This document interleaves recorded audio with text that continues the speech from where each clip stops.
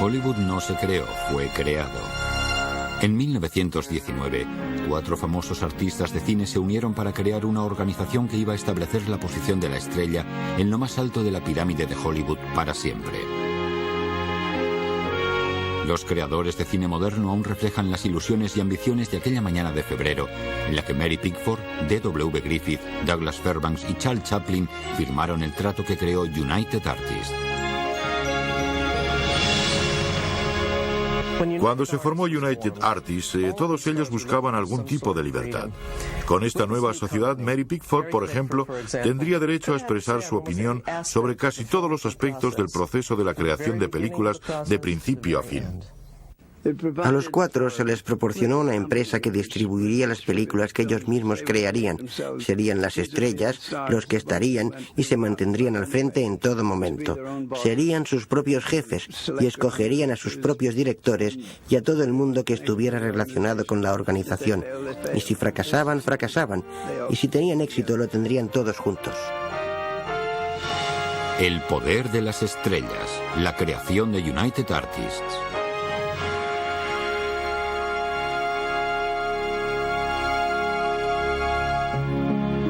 Los creadores de esta nueva empresa ya habían pasado de ser caras anónimas en una pantalla a famosos sin precedentes. En menos de 10 años transformaron su industria inexperta. Aún así, cuando ellos empezaron, no había ninguna estrella.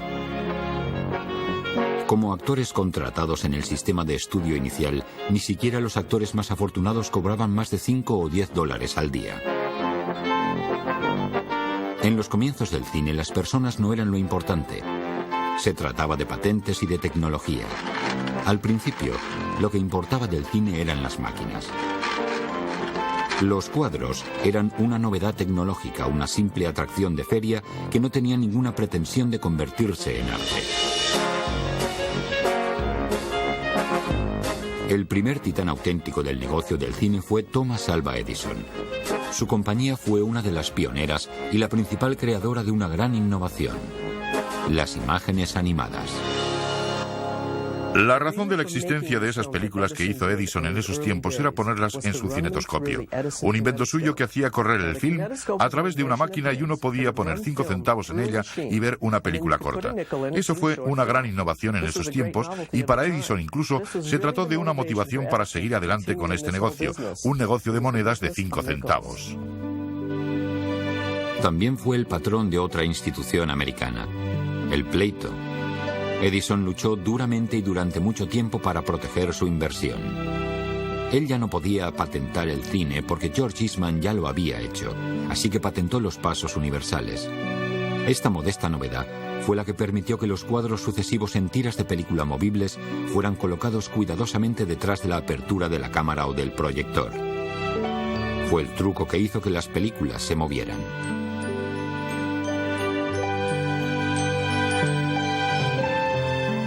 En 1910, Los Ángeles, California, no tenía ninguna industria cinematográfica. El estado estaba escasamente poblado y era mayoritariamente rural. Las fuertes almas que escogieron dicha costa, que se encontraba lejos de la civilización, estaban construyendo una nueva vida que generalmente acarreaba la minería o la ganadería.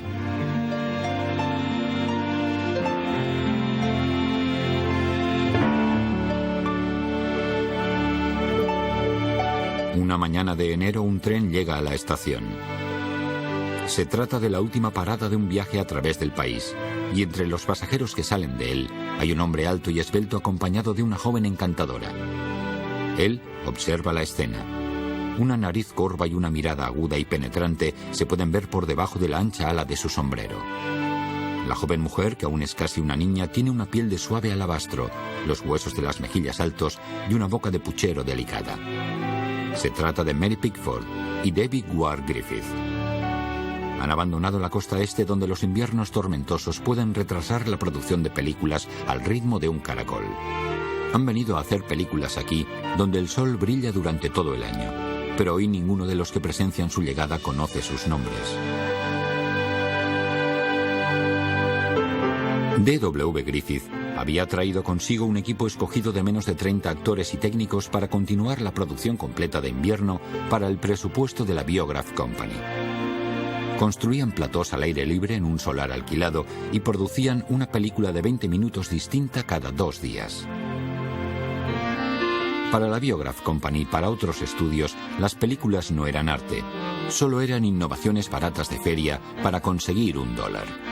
Los actores y los directores de cine no eran más importantes que cualquier otro trabajador de fábrica.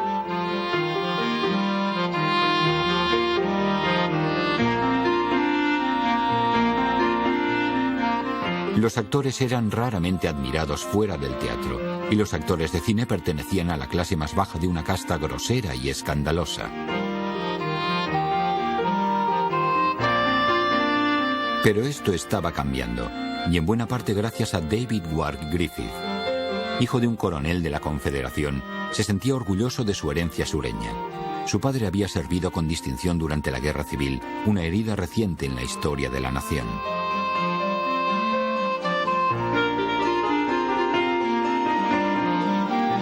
Después de la guerra, la familia Griffith pasó por tiempos duros, al igual que la mayoría de los sudistas. Griffith decidió entrar en el mundo del teatro. Su madre le reprobó. Los hombres Griffith se han permitido muchas cosas, pero ninguno ha caído tan bajo como para convertirse en actor. Al principio escribió obras de teatro y poemas mientras ganaba una miseria en una compañía de teatro ambulante. 10 años después, en 1907, a los 32 años, Griffith se encontró delante de la caja negra que se usaba para hacer los cortos. Sus actuaciones no eran excepcionales, pero entonces algo sucedió que hizo cambiar el curso del cine y de la cultura popular. D.W. Griffith se puso detrás de la cámara. Desde el primer momento sus películas vendieron el doble de copias que una película normal de Biograph. La Biograph Company representaba películas inéditas. Tenía films relacionados con el crimen, la acción, el amor, relacionados con toda clase de temas que el público nunca antes había visto. Cuando D.W. Griffith llegó allí, continuó con esta línea de películas diversas, pero usó nuevas técnicas que otros directores y él mismo habían desarrollado. Tomas en las cuales uno se movía con la cámara, cortes inéditos, ajustes, técnicas para provocar el suspense y exposiciones dobles. Todo esto fascinó a la audiencia en esos tiempos. Él descubrió algo sobre el cine que la mayor parte de la industria aún no había descubierto: que la cámara ayuda a explicar la historia en vez de limitarse a observarla.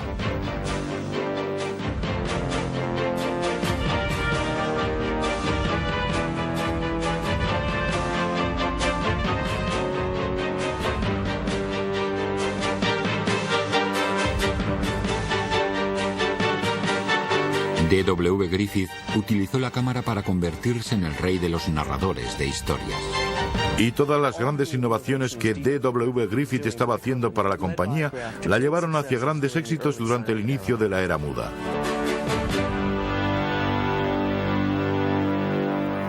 Antes del auge de Griffith con Biograph, otros directores situaban sus escenas en platós llanos, haciendo que el trabajo de sus cámaras no añadiera nada a la historia.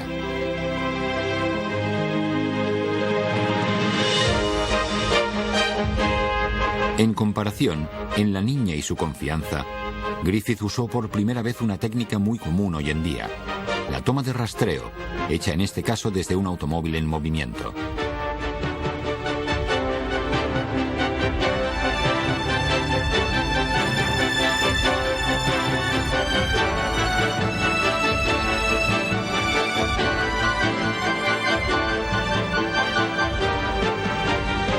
El uso inteligente que hizo Griffith del movimiento, del ángulo de cámara y de la velocidad de sus cortes contribuyó a la narrativa, creando un flujo de acción sin costuras y una historia excitante. Sus técnicas permitieron que la audiencia estuviera más implicada en la historia al estar más involucrada en la misma actuación.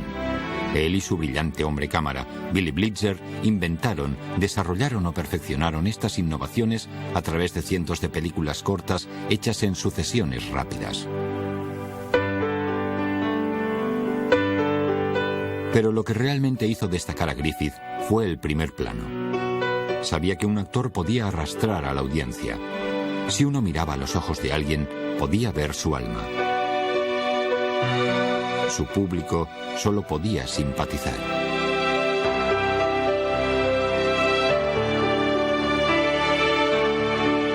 Cuando llevó a su compañía a California, sacó provecho de otro aspecto, de los grandes espacios abiertos y del ambiente dramático. Dejó su estudio y trasladó a su equipo hacia una pequeña zona cerca de Los Ángeles, un barrio soporífero situado en las colinas que quería usar como telón de fondo. Dicho barrio se llamaba Hollywood.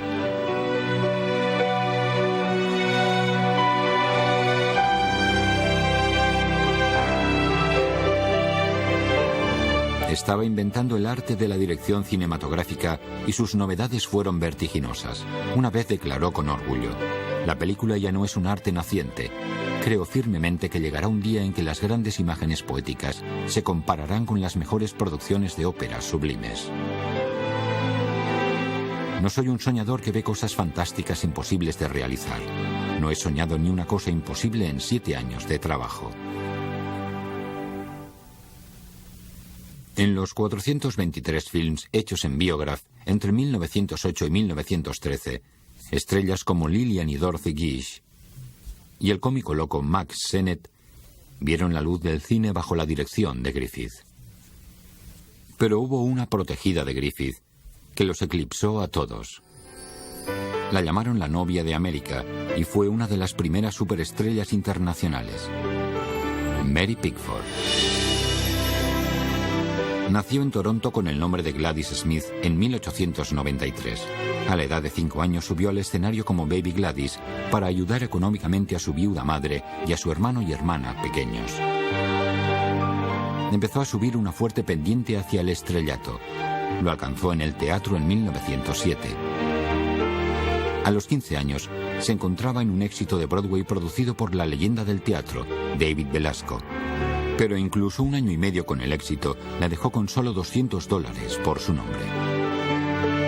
Aunque la gente ya se había fijado en el trabajo de Griffith en los estudios de Biograph, las actuaciones cinematográficas aún eran consideradas inferiores a la dignidad de la mayoría de las estrellas del escenario legítimo.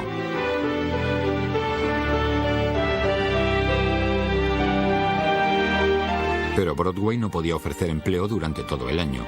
Sin aire acondicionado, solo un plató exterior de películas era un sitio agradable para trabajar durante los calurosos veranos. La gente solo iba al cine para matar el tiempo en verano, ya que el teatro no era sano durante dicha estación. Una temporada de 6 meses de una obra de teatro en Nueva York era una temporada muy larga. La mayoría duraban en cartelera unos 3-4 meses. Un gran éxito podría durar 6 meses. ¿Qué podían hacer en verano? Iban a California y hacían una película. Griffith, que tenía muy buena reputación y que había hecho que los films fueran respetados, consiguió que los actores acudieran a él, como mi padre y mi madrastra Mary. Ella tenía éxito y le gustó el medio, en el que podía hacer todo lo que en el teatro no era posible. Fue Charlotte, la madre de Mary, quien la persuadió a que fuera a ver a Griffith y éste la aprobó al momento. Pickford creyó que la prueba fue horrible y Griffith protestó cuando ella estropeó al personaje en medio de una escena. Le dijo que era demasiado pequeña y gorda, pero al final de esa primera sesión en Biograph le ofreció $10 al día, el doble de lo normal. Unos años más tarde, Pickford recordó por micrófono sus recuerdos de ese primer día de trabajo. Allí me encontraba yo, al fondo del plató. Era mi primer día en un estudio de cine. Notarán que mi pelo parece oscuro. Eso es así porque la iluminación era tan pobre que todos los rubios parecían castaños. Pero de verdad siempre he sido rubia.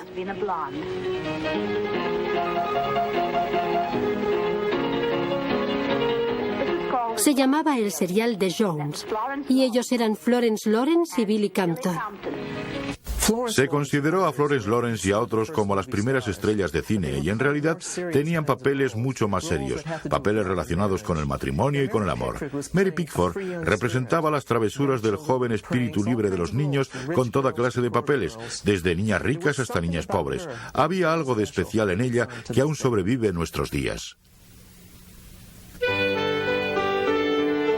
Empezando con modestia al principio, Pickford ganó confianza en el nuevo medio rápidamente. Al principio cobraba $10 al día, pero al cabo de unas semanas ya ganaba 25. Al cabo de unos años, Ganaba $10.000 a la semana.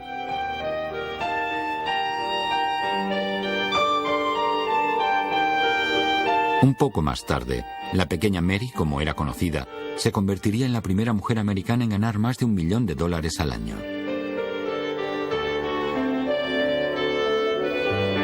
Era una actriz realmente buena, una de las mejores. Tenía el encanto de una niña pequeña, aunque se trataba de una mujer madura. Y era muy inteligente. Fue su propio jefe incluso durante su ascensión. Ella les decía a sus superiores lo que se debía hacer. Al final, ella misma se convirtió en jefe. Aunque su nombre nunca apareció en los créditos de Biograph, el público la reconocía porque Griffith la usaba una y otra vez, película tras película.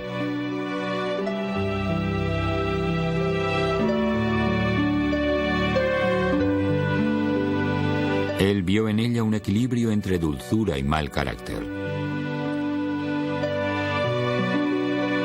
Se trataba de la heroína perfecta de Griffith. Por una parte, niña salvaje y mujer emotiva por la otra. La cámara la amaba y Griffith lo sabía.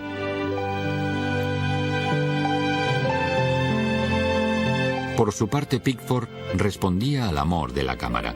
Se convirtió en una estudiante aplicada del nuevo medio y llegó a ser una artista de cine experimentada. Se preocupaba por el maquillaje y el vestuario. El cámara Billy Blitzer, otro ardiente admirador suyo, dijo: primero Mary utilizaba un tipo de maquillaje y cuando se veía en pantalla lo armonizaba y venía a mí. ¿Crees que así es mejor, Bill?, me preguntaba. Lo estudiábamos bajo las luces como si fuéramos un par de artistas mezclando colores para su lienzo.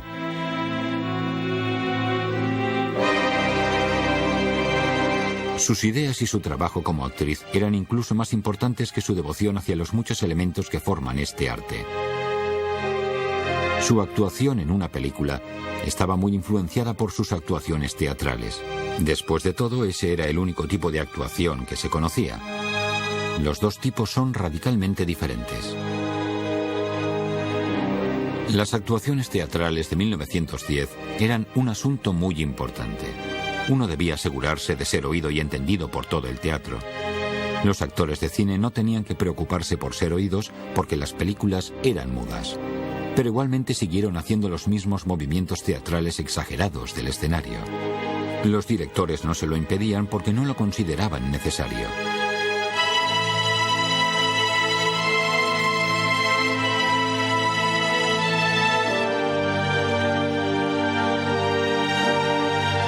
Mary Pickford se dio cuenta de que cuando la cámara se le acercaba, necesitaba hacer algo más.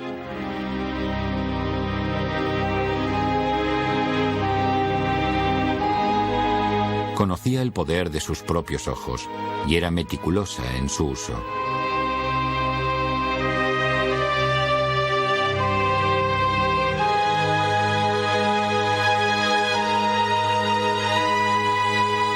Enseñó a los actores cómo comportarse en la pantalla y la audiencia respondió a su formidable habilidad artística. D.W. Griffith defendió la presencia de créditos para sus actores, pero los propietarios de Biograph creyeron que sería absurdo decir quiénes eran los actores al público. ¿A quién le importaba? Resultó que a todo el mundo. Después de unos pocos proyectos en otros estudios, Pickford formó un equipo con el productor Adolph Zukor para protagonizar Tess en el País de las Tempestades, la primera película que mostró los nombres de los actores.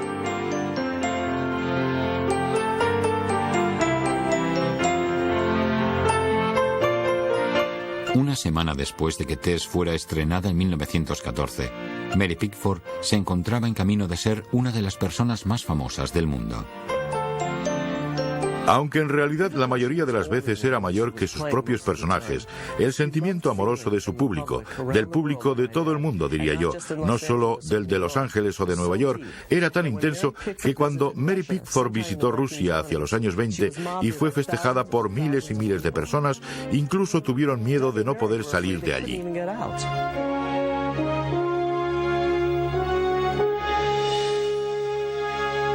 1914 fue un año crítico para Griffith porque fue el año en el que hizo la película que cristalizó todo lo que hasta entonces había aprendido.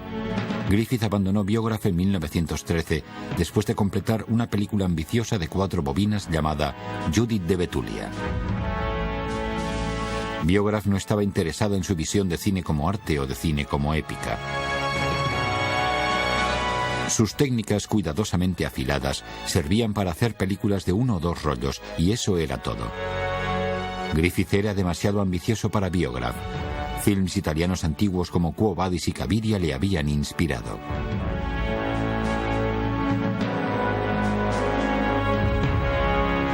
Griffith tenía en mente una película de 12 bobinas, la historia de 175 minutos sobre el norte contra el sur, su versión de la guerra civil y de la reconstrucción.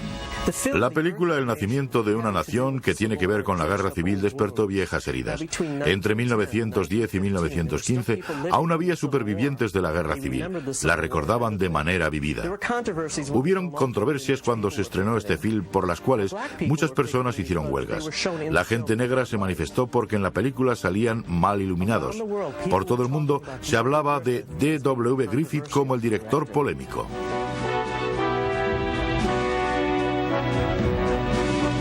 Con una visión actual, la obra maestra de Griffith, El nacimiento de una nación, retiene fuertes matices racistas.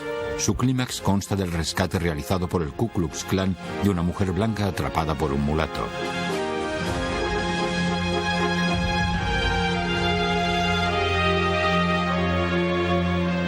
La película fue atacada en los tribunales y en público por la recién creada Asociación Nacional para el Avance de la Gente de Color.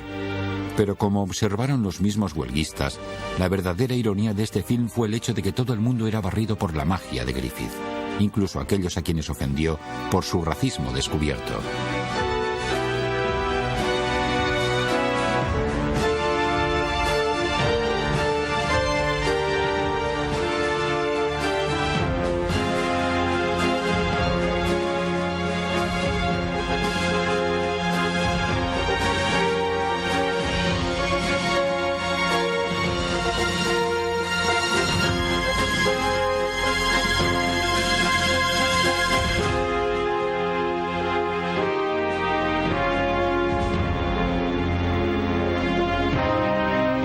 El mismo presidente Woodrow Wilson declaró: "Es como escribir historia con relámpagos".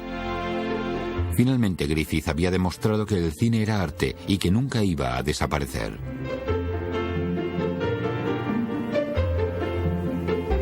La película se estrenó en enero de 1915 y se mantuvo en cartelera durante unos 7 meses, rompiendo el récord de permanencia en Los Ángeles. Una inversión de $100.000 consiguió millones de dólares, hizo a Griffith inmortal. En 1916, el año siguiente, las películas habían tomado el control por completo.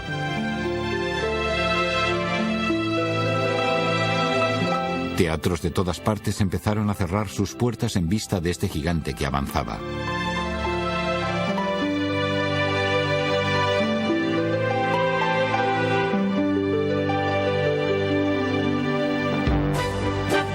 Ahora el cine era capaz de ofrecer el espectáculo de Griffith o la ilusión y la inocencia de Mary Pickford. Pero el atractivo original de las imágenes parpadeantes dependía en gran medida de la comedia, y también aquí había un rey recién llegado, un hombre que llevaba la ropa de un pequeño vagabundo, Charles Chaplin.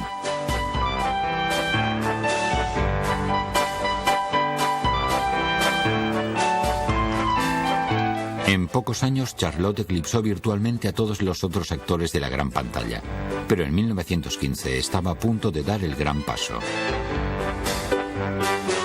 Charles Chaplin nació en Londres en 1889, hijo de actores de un salón de música. Como la mala suerte persiguió su vida familiar, Charlie se encontró con algunos éxitos como actor de teatro a la edad de 5 años. Cuando tenía 17 años encontró trabajo en una de las varias compañías ambulantes de Fred Karno. Fred Karno era una de las diversas compañías que viajaba por todo el mundo, mostrando al mundo un tipo concreto de comedia inglesa que tenía mucho que ver con el absurdo y con pantomimas. Y Charles Chaplin encarnó ambas áreas con una perfección tal que verdaderamente formuló un tipo completamente nuevo de comedia que nadie antes había visto. En 1910, Chaplin estaba en Nueva York en la primera de las 2 giras por América. Casi 3 años después, el joven fue felicitado por Mack Sennett, el genio cómico detrás de la recién creada Policías de Keystone y otros seriales cómicos.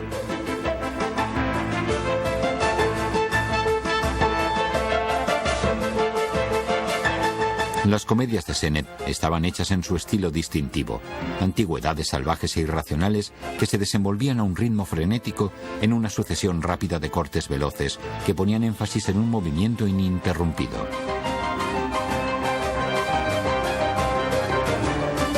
De forma invariable, todas finalizaban con una persecución.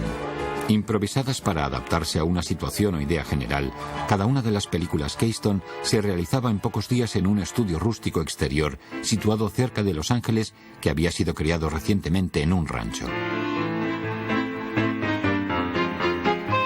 Tímido e inseguro, Chaplin se presentó para trabajar en diciembre de 1913. En su primera película, Making a Living, el Charlie Chaplin de 26 años representaba a un pacífico canalla con un sombrero alto, una levita y un lánguido bigote. No se trató de un debut favorable. Cuando fue a trabajar en su segundo film, a Chaplin le dijeron: «Aquí necesitamos algunos gags, ponte maquillaje cómico, cualquier cosa irá bien». Chaplin diría: «No tenía ni idea de qué maquillaje ponerme. Aún así quería que todo fuese una contradicción. Los pantalones colgando, la levita tiesa, el sombrero pequeño y unos zapatos grandes. A todo eso le sumé un bigote ridículo que pensé que añadiría edad sin esconder mi expresión. En el momento en que me disfracé, la ropa y el maquillaje me hicieron sentir como el mismo personaje. Empecé a conocerle y cuando aparecía en el escenario ya había nacido». El pequeño vagabundo fue una creación completamente original. La vida vagabunda y la simple humanidad del joven actor británico añadieron una segunda dimensión a las tergiversaciones cómicas, una tragedia inesperada.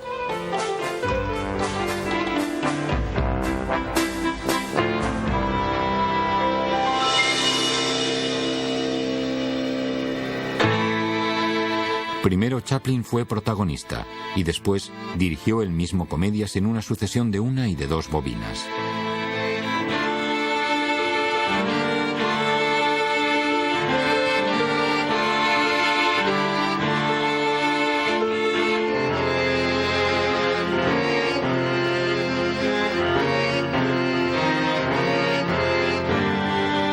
Pero durante el año que estuvo con Keystone, Chaplin se peleó diversas veces con Sennett. La comedia de Chaplin trataba sobre un personaje. Para Sennett, todos los gags servían meramente para preparar la persecución. Charles quería hacer más cosas relacionadas con este tipo de comedia sofisticada. Mark Sennett quería mantenerla a un nivel más bajo, el que realmente daba dinero. Tenía miedo de que esta comedia más sofisticada fuera un fracaso, y eso fue lo que hizo que empezara esta relación de altibajos entre Charles y Mark Sennett, que de hecho terminó con la separación entre ambos. Cuando le propusieron renovar el contrato, Chaplin puso un precio imposible, $1000 a la semana. Estaba seguro de que su recién adquirida fama pronto se desvanecería y que tendría que sacarle el máximo provecho mientras pudiera. Cuando vio que Sennett no aceptaría sus demandas, Chaplin aceptó un contrato con la competencia y se llevó a su pequeño vagabundo con él. Las películas de Chaplin serían más ambiciosas a partir de entonces. Era escritor, director y estrella, todos los papeles en uno. Prodigó muchísimo cuidado en sus producciones y en vez de hacer una película en pocos días, entregó una comedia de 2 rollos cada 2 o 3 semanas.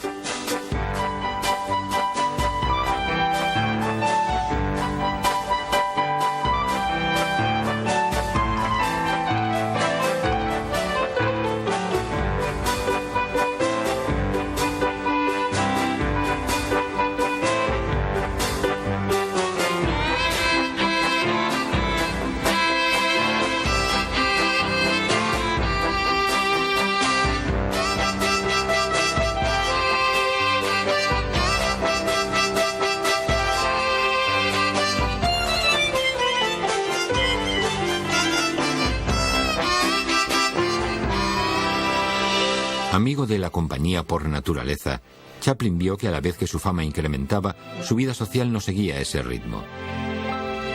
La soledad es repelente, escribió. Ahí estaba yo en el auge de mi carrera, disfrazado y sin sitio donde ir. ¿Cómo se lo hace uno para conocer a gente interesante?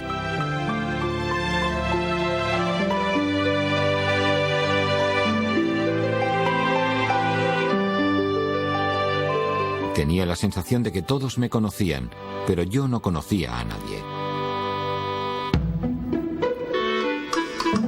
La popularidad de las películas más largas iba en aumento. Sus nuevos productores cogían una película de Chaplin de 2 bobinas y le añadían escenas extras de la planta de la sala de montaje para convertirlas en películas de 4 rollos. Chaplin se aseguraría de que sus futuros contratos prohibieran hacer chapuzas con su trabajo completado. Hoy en día esto se conoce como corte definitivo y sigue siendo un derecho artístico crucial.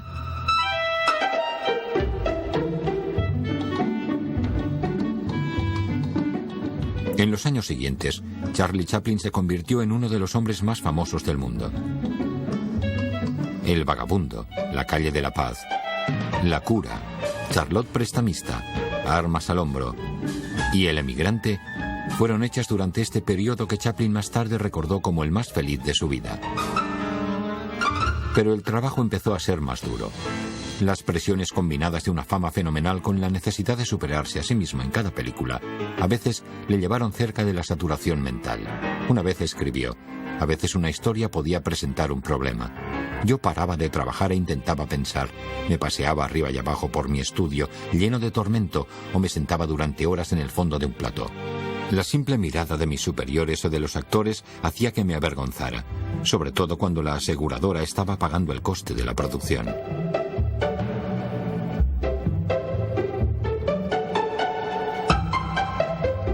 Al final de un día desaprovechado, el señor Cofield hacía que nos encontráramos por casualidad y me preguntaba: ¿cómo va todo? Fatal. Ya no puedo más, no puedo seguir pensando. Y entonces soltaba una carcajada. No te preocupes, ya llegará. De manera sorprendente la solución llegaba, una y otra vez.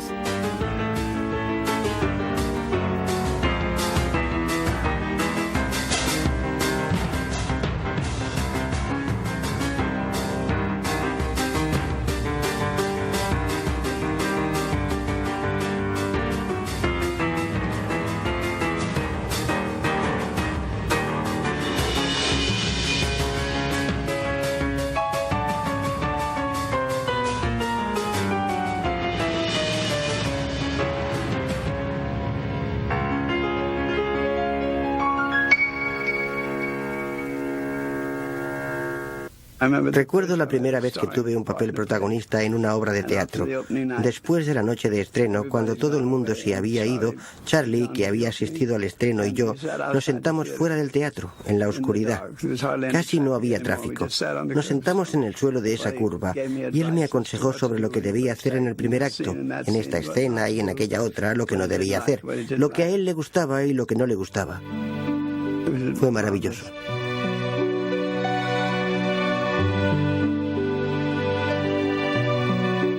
Con el tiempo, aquellos amigos artistas interesantes que Chaplin había deseado vehementemente recurrieron a él.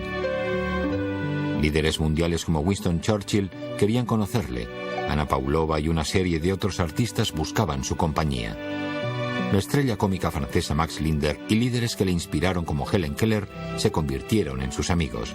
Y a través de una célebre dama del teatro inglés, Chaplin conoció a otro hombre con el cual tendría muchas cosas en común: Douglas Fairbanks.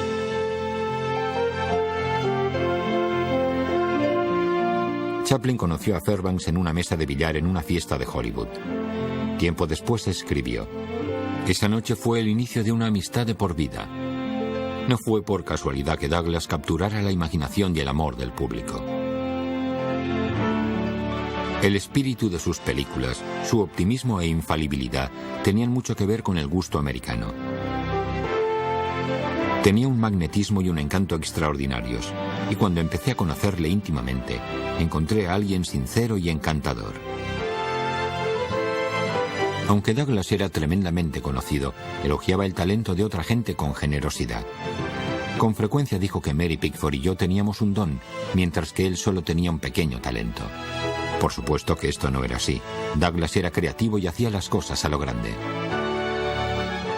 Fairbanks era conocido por los ejercicios acrobáticos que hacía en cada una de sus películas. Aunque parecía que fueran espontáneas, cada acrobacia era coreografiada por adelantado. Ponía mucha atención en ello muchas semanas antes del rodaje. Tenía habilidad para hacer todos aquellos ejercicios acrobáticos. Los inventaba, diseñaba y realizaba. Nunca utilizó un doble. Pese a ser 6 años mayor que Chaplin, Douglas Fairbanks empezó tarde en el cine. Era el hijo de una belleza sureña y de un abogado judío que se habían separado cuando Douglas solo tenía 5 años. Tomó parte en el teatro amateur desde muy joven. Era una persona inquieta y recordaba haber asistido a las clases tanto de la Universidad de Harvard como de la Escuela Minera de Colorado, sin haberse preocupado por recoger el título en ninguna de ellas. Hasta el momento de su debut en Broadway a los 19 años, ya había hecho de todo, desde dependiente de una ferretería hasta camarero de barco en un buque de carga de ganado. Después de 5 años de carrera prometedora, dejó la profesión para casarse con la hija de un industrial y trabajó en la fábrica de jabón de su padre. Eso no duró demasiado. Al cabo de poco tiempo, Douglas volvía a estar en Broadway. Atraído por Hollywood con un contrato jugoso con Triangle Pictures, trabajó brevemente con nada más y nada menos que D.W. Griffith, quien parece que se equivocó al no reconocer o entender el encanto que Fairbanks tenía para el público. Una vez se burló de Fairbanks. Tiene cara de melón y no sabe actuar. Quizá fuera así, pero el mismo Griffith había demostrado que las reglas estaban cambiando en este nuevo arte. Ser un actor guapo no era lo interesante en este caso. Fairbanks tenía un carácter fuerte. Creo que su virtud principal era su eterno optimismo. Proyectaba su propia alegría en el público, su entusiasmo a la hora de comprobar que cualquier cosa era posible. Todo era posible y uno nunca podía negarlo, nunca podía rendirse. ¿Que ese muro es demasiado alto para escalar? No, yo lo haré, saltaré por encima de él. Y eso hacía que otros pensaran, si él puede hacerlo, yo también. En solo un año, Douglas Fairbanks ya había montado su propia compañía de cine. Primero añadió la producción a su talento, luego poco a poco empezó a escribir las historias. Estas tenían como nombre Tierra, El hombre del poste pintado y El bucarú de pantalones holgados, y también vendieron muchas entradas. Algo curioso que se puede ver en muchos de los créditos de sus películas es que al final de estos pone Historia de Elton Thomas. Este era su segundo nombre, también es el mío, Douglas Elton Thomas Fairbanks. Él no quería llevarse el mérito y siempre se lo atribuyó a Elton Thomas. Para el público, Douglas Fairbanks hacía que las películas tuvieran movimiento. Sus habilidades gimnásticas y su imaginación creaban una serie de ejercicios acrobáticos de ¿quién puede superar esto?, que apasionaban a su audiencia. Pero aunque Fairbanks, con el éxito de su propia productora, tuvo la libertad de poder hacer cualquier historia que quisiera, no tuvo mucho control sobre su distribución. Sus películas fueron distribuidas por Paramount. La política normal de aquellos tiempos requería que las copias de las películas fueran vendidas a un precio fijo por metros de película, sin tener en cuenta las estrellas que aparecían en ellas ni el coste de producción. Además, se requería a los cines que compraran películas por grupos. Para conseguir un éxito de Fairbanks, un exhibicionista estaba obligado a comprar una serie de películas de segunda clase.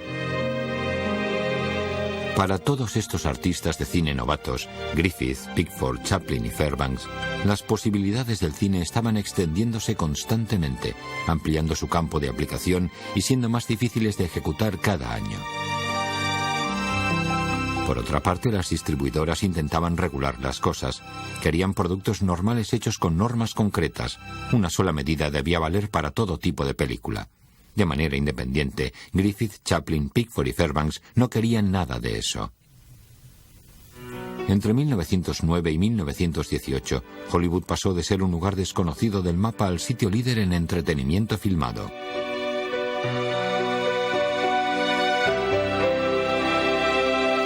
Pero aún era un barrio pequeño. Todo el mundo se conocía allí. A Mary Pickford le presentaron a Douglas Fairbanks casi en el momento de su llegada al barrio. Cuando Fairbanks y Chaplin llegaron a la escena, Griffith y Pickford eran los veteranos, los profesionales, los conocidos por todo el mundo en un lugar en el que las leyendas aparecían o desaparecían de la noche a la mañana.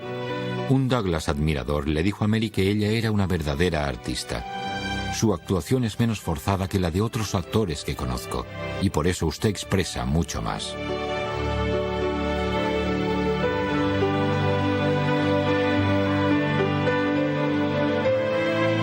Pero su interés por Mary era mayor que cualquier tipo de respeto por un compañero profesional. Fairbanks, el héroe gallardo, estaba loco por la pequeña Mary Pickford. Los dos estaban pasando por matrimonios infelices antes de encontrarse y pronto se convirtieron en el centro de los rumores de Hollywood. Fue una amiga maravillosa hasta el final.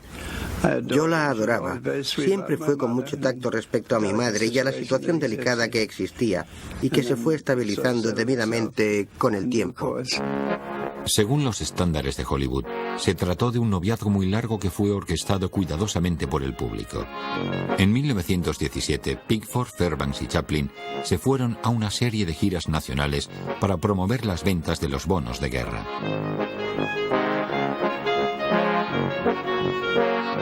Aparte de suplicar a las multitudes y hacer payasadas para ellas, dichas giras resultaron ser un éxito fenomenal para el gobierno.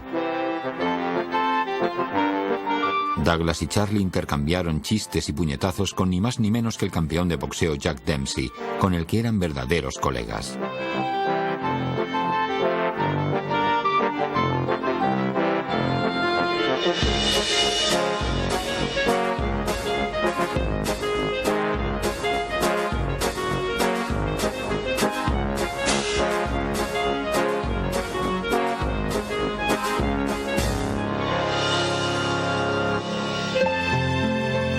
El fervor de sus peticiones patrióticas de las multitudes se unió al fervor del noviazgo de Fairbanks y Mary.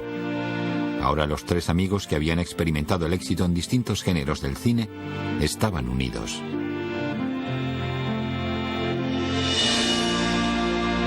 En tiempos de la Guerra Mundial, mientras Pickford, Fairbanks y Chaplin estaban haciendo sus giras de los bonos, David Ward Griffith se había ido a Inglaterra y a Francia.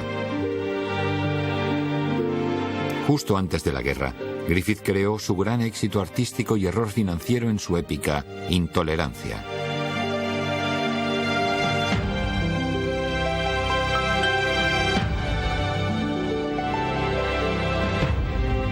Entonces se ocupó de la producción de la película propagandística Corazones del Mundo, que incluía un metraje real de soldados en batalla.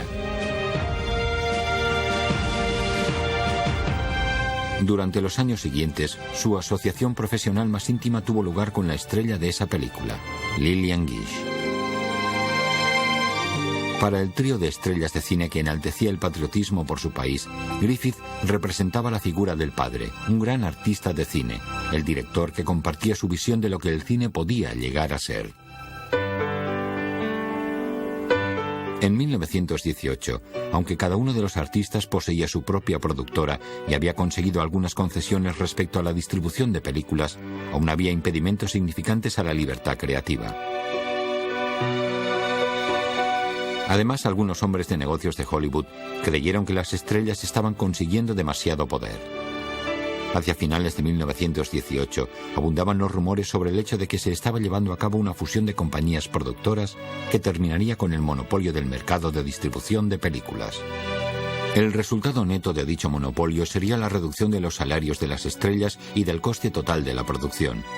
Al ver que su recién ganada libertad creativa se encontraba en peligro, Chaplin y Fairbanks decidieron comprobar la autenticidad de los rumores. Contrataron a dos detectives de Pinkerton identificados en los informes como Operador 5 y Operador 8 para que espiaran en una reunión de jefes de producción en el Hotel Alexandria en enero de 1919. El Operador 8 de Pinkerton, una mujer muy atractiva, una Mata-Hari normal y corriente, condujo a un productor hasta su habitación. En el transcurso de la conversación, este habló de manera elocuente sobre los planes industriales. Ella informó: le dije que no encontraba justo que Mary y Charlie recibieran un salario tan bajo y él dijo: las cosas están así y su sueldo tendrá que ser recortado. Entonces le pregunté que si esta era la razón por la cual había venido a Los Ángeles y si pensaba que tendrían éxito y él me dijo: Tendrán que adaptarse a nuestras condiciones. En unos días, Chaplin y Fairbanks se unieron a Mary Pickford y la estrella del western William S. Hart. Ante la sugerencia de Mary, incluyeron a Griffith en el equipo. Magistralmente, los 5 entraron sin ser anunciados en el comedor del Hotel Alexandria. Tiempo después, Chaplin escribió: el efecto fue eléctrico. Uno tras otro, los productores se acercaron a la entrada, miraron en el interior y se apresuraron a salir. Siempre que uno de ellos aparecía en el comedor, Douglas empezaba a decir cosas sin sentido. Enseguida, media docena de periodistas se sentaron a nuestra mesa y empezaron a tomar notas mientras nosotros anunciábamos que íbamos a formar una empresa, United Artists, para proteger nuestra independencia y luchar contra la futura fusión. El grupo se reunió al cabo de pocos días en casa de Mary con sus abogados. El único que no asistió fue William S. Hart, a quien habían ofrecido un contrato suculento con términos generosos si abandonaba. Con la firma de un acuerdo que le permitiría a cada uno la concesión de libertad creativa y financiera que buscaba, se abrió una nueva era en el cine.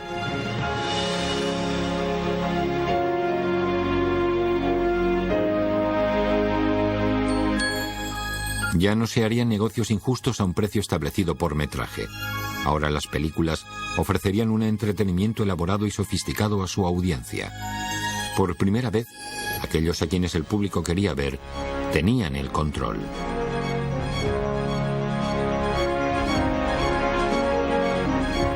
Los lunáticos se han apoderado del manicomio, dijo un ejecutivo enemigo. El monopolio amenazador de la distribución de películas nunca se materializó.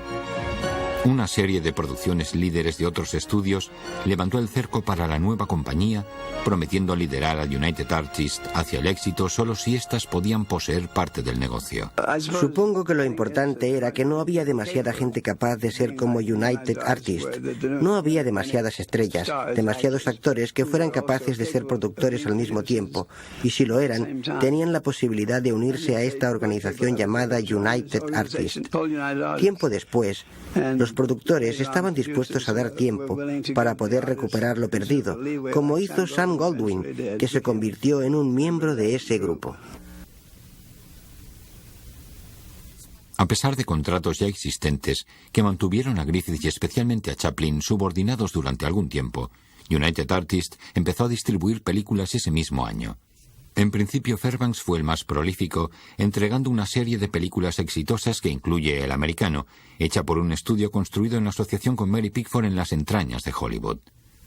Griffith volvió a comprar el negativo de su recién acabada La culpa ajena de Adolf Zukor por 3 veces más de lo que le costó hacerla, y la dio a conocer a través de United Artists. Una trágica historia de amor interracial que fue proclamada obra maestra por los críticos y consiguió 3 veces más de lo que Griffith había pagado por ella.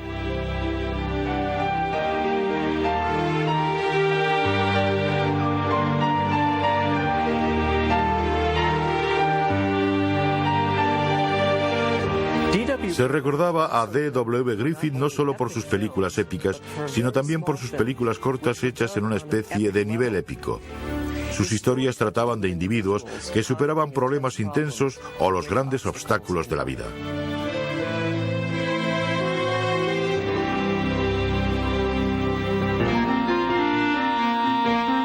Mary Pickford, que nunca dejó de ser una mujer de negocios práctica, abandonó temporalmente sus sueños de hacer interpretaciones más maduras y se hizo con la solución más segura que encontró.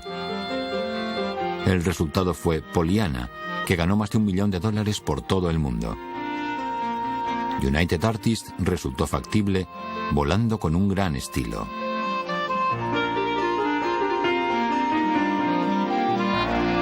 La década de los 20 se convirtió en la década de United Artists. Cada uno de los fundadores consiguió éxitos fenomenales. Al cabo de un año, Mary y Douglas se unieron en matrimonio.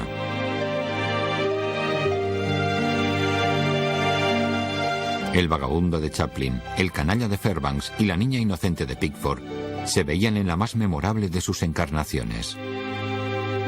Títulos que aún hoy en día apasionan al público llenaron la gran pantalla.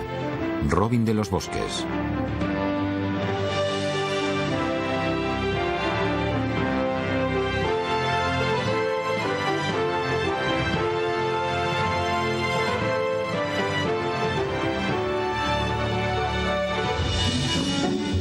La pequeña Anita.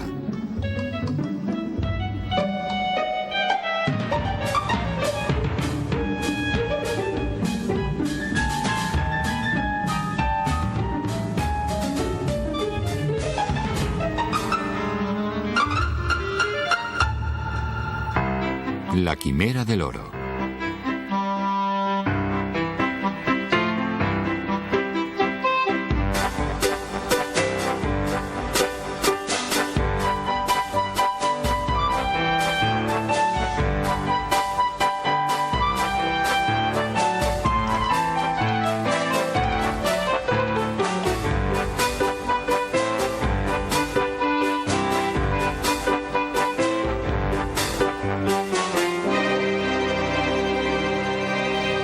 Y las dos tormentas.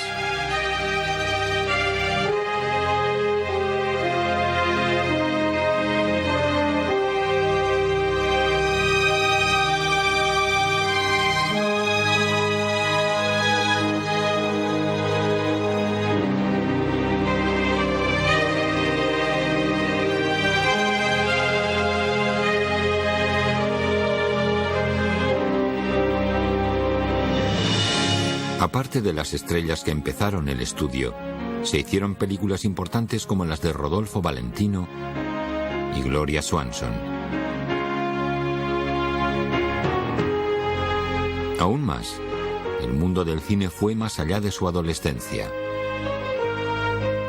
Los hombres que tenían las patentes de las máquinas cinematográficas ya no eran la fuerza dominante a la hora de decidir qué películas vería el público. Y si el hombre de negocios gana terreno algún día, por lo menos sabemos que una vez hubo una década dorada de prosperidad e inventiva liberada para los artistas. Verdaderamente crearon su propio poder de las estrellas y al hacerlo ayudaron a construir Hollywood.